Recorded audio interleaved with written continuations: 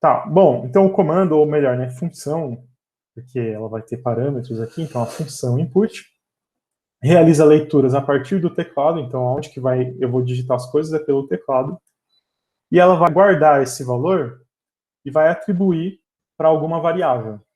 Então é comum que a gente atribua para uma variável.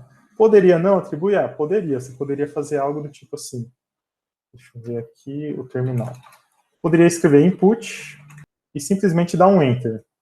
Quando eu estou no interpretador aqui no shell, se eu fizer isso, vocês percebam que não foi para o próximo comando, então ele meio que ficou parado, aguardando. Ele não está travado, mas ele está aguardando que o usuário digite alguma coisa. Então eu vou digitar alguma coisa aqui. E aí no momento que eu der o enter, o comando input é finalizado e ele retorna aquilo que foi digitado no teclado. Na shell interativa, sempre que alguma coisa retorna, ela pega e imprime para a gente. E aqui no nosso exemplo de conversão, eu vou apagar isso aqui temporariamente. Se eu fizer só input aqui, pedir para executar, da mesma forma, a shell está aguardando com que eu digite alguma coisa. Só que se eu digitar alguma coisa aqui, a shell não vai responder nada. Por quê? Porque não está sendo... Ela não é responsável por retornar por retornar os comandos que foram descritos no programa. Então tem uma leve diferença quando a gente executa uma coisa na shell, que é como se fosse uma calculadora, lembra? 1 mais 2, ele responde 3. Agora, se eu digitar aqui 1 mais 2, ele não vai responder 3. Porque ele só executa aquela linha e pronto, acabou. Então, para que o input tenha alguma serventia para a gente vai precisar guardar o valor dele em uma variável. Eu vou chamar essa variável aqui de A. Tá? Então, a partir de agora, quando eu der o input, vai guardar em A, e eu quero saber, né, o valor que foi armazenado em A, então eu vou pedir para imprimir A. Se a gente executar esse programa mais uma vez, o input está aguardando que a gente digite alguma coisa, e depois ele imprime o valor. O valor foi retornado pelo input armazenado na variável A, e eu pedi para imprimir esse valor, e ele imprimiu aqui alguma coisa. É o mesmo exemplo que a gente tem aqui. Em geral, a gente costuma dizer para o usuário o que ele tem que fazer, e a gente vai ver que dentro do input dá para fazer isso também.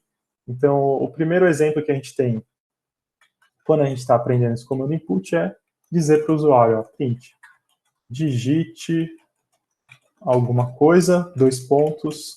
Se eu deixar esse print assim, ele vai pular de linha, né? E no caso eu não quero que pule de linha, então eu vou colocar aqui end igual a vazio, então ele não vai pular de linha. E ele vai colocar um espaço a mais, eu também não quero que coloque espaço a mais, então separador também igual a vazio. Eu vou pedir para executar esse programa, e agora sim, ó, digite alguma coisa, tem um espacinho padrão ali, que eu coloquei, desculpa, padrão não, tem um espacinho que eu coloquei, e agora está esperando, eu vou digitar 1, 2, 3, 4, 5, 6, e esse valor está sendo armazenado na variável A. Certo, o que mais de interessante que a gente tem? A gente tem que todos os dados, sempre que você usa o input, os dados são lidos como texto. Então ele sempre vai entender que aquele dado é um texto. Lembra que Python, a tipagem é dinâmica. Então o valor que vai ser guardado na variável A é do tipo string. A partir de agora, essa variável é uma variável do tipo string. Por isso que eu posso perguntar também, né, qual que é o valor. Pedir aqui para imprimir o valor de A. Na hora que a gente executa, digite alguma coisa, mesmo que eu escreva um número, 12, o valor do tipo da variável A é string. E isso a gente vai ver que em alguns momentos a gente precisa, se a gente estiver interessado em números, em ler números, a gente vai precisar converter esses valores para o tipo que a gente quer, para o tipo correspondente que a gente quer. Certo, outra coisa interessante no input é que a gente pode colocar um valor dentro aqui dos parênteses, e aí dentro desses parênteses a gente pode pôr uma string, e esse vai ser o valor apresentado na saída. Como assim, professor? Isso, olha só, significa que esse negócio aqui, digite alguma coisa, eu posso vir e colocar dentro do input, não vou precisar mais desse print, E agora sim, na hora que eu pedir para executar, ele vai ter o mesmo efeito aqui, ó. Digite alguma coisa.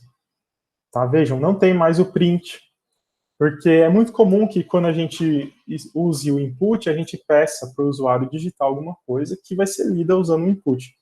E aí você pode dizer assim, ó, digite o lado do quadrado, digite a altura do triângulo, coisas assim. Isso sempre quando você está desenvolvendo um programa que um usuário vai utilizar. Nos nossos trabalhos lá no SQTPM, quase sempre não vai precisar desse texto no input, porque a entrada já é automática, você não precisa falar digite A, digite B, você vai ter que ler direto A e B, e aí você não precisa ter essa impressão do digite A e digite B, então o input vai vir vazio.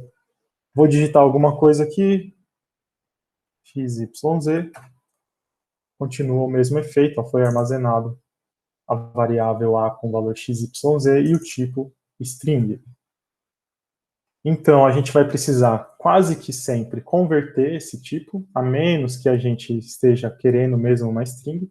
E aí, lembrando, para converter, a gente usa uma função com o nome do tipo que a gente quer que seja convertido.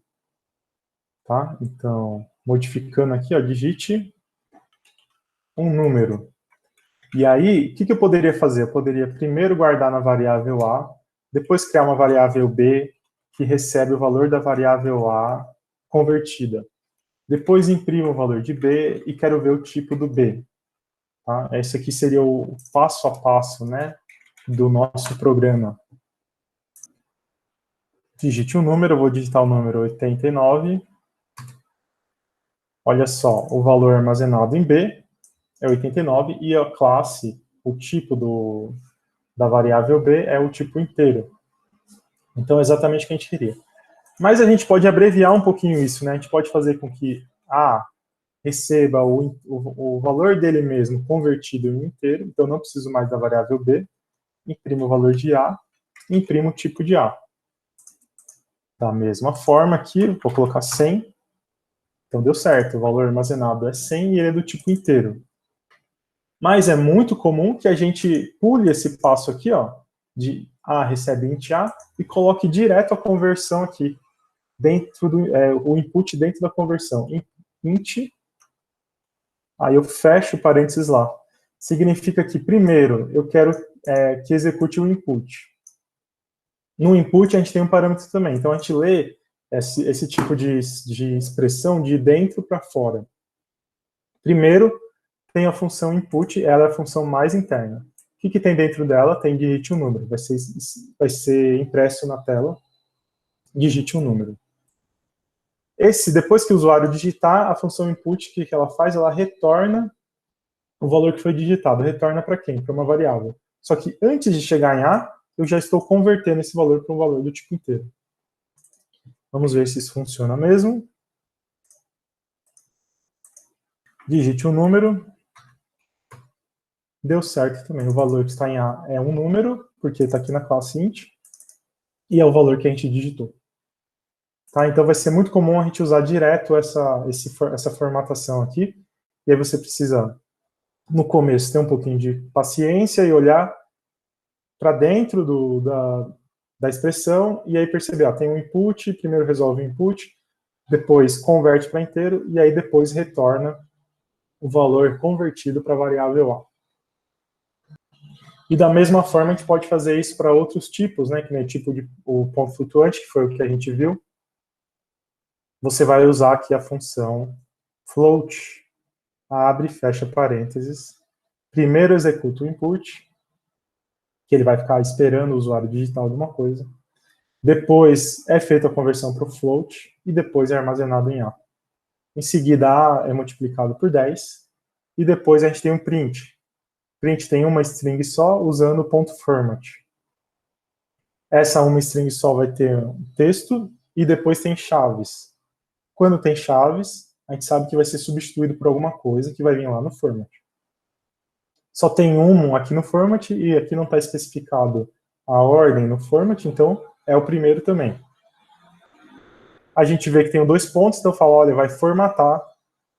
Como que vai formatar? Com o ponto 2F. Então, vai imprimir apenas 2 casas decimais nessa formatação, tá bom?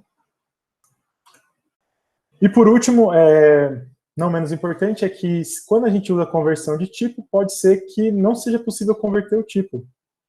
Imagina que no nosso exemplo aqui, eu pedi para digitar um número e a pessoa foi desavisada e escreveu um texto, né, achando que o número era para ser um texto. Ela achou que ela estava conversando no chat do banco. E aí ele fala, não é possível converter um texto para um número. Ele não sabe que isso aqui é 1. Para ele é só um texto. Como que isso acontece lá no terminal? A gente está chamando ainda de conversão, né? Digite um número. Aí eu vou digitar o número 2, porque eu acho que é assim. Aí ele vai dar um erro também, ó, não é possível converter e tal. Então imagina que você passou o programa lá para sua tia e ela escreve 2 e ela fala, nossa, apareceu uma mensagem em inglês, um negócio que eu não sei o que está acontecendo, eu acho que tem um vírus no computador. Mas não é, você deveria ter tratado essa exceção, que a gente vai ver mais para frente que é possível sim evitar esse tipo de erro. Então, um pouquinho sobre essa questão de conversão de tipo, né? Ele precisa ser bem formatado. Se você tiver um negócio assim, e para converter para inteiro, ele vai resultar em um erro. Aqui a gente tem um exemplo de uma tentativa de conversão de olá para um valor inteiro. E aqui a gente tem a conversão de valores de ponto flutuante. Quando a gente vai converter para um inteiro, ele vai truncar, ele ignora, né, o que está, ele não faz o arredondamento, porque era 2.999. E quando a gente muda a precisão dos casos decimais, a gente viu que ele faz um arredondamento. Aqui não, quando é conversão, ele simplesmente corta o número, a parte inteira, e ignora o que está na parte decimal. O mesmo para os números negativos. E aqui, se você tiver um texto com o ponto, ele consegue entender que isso pode ser, sim, um número de ponto flutuante. E aí dá certo essa conversão.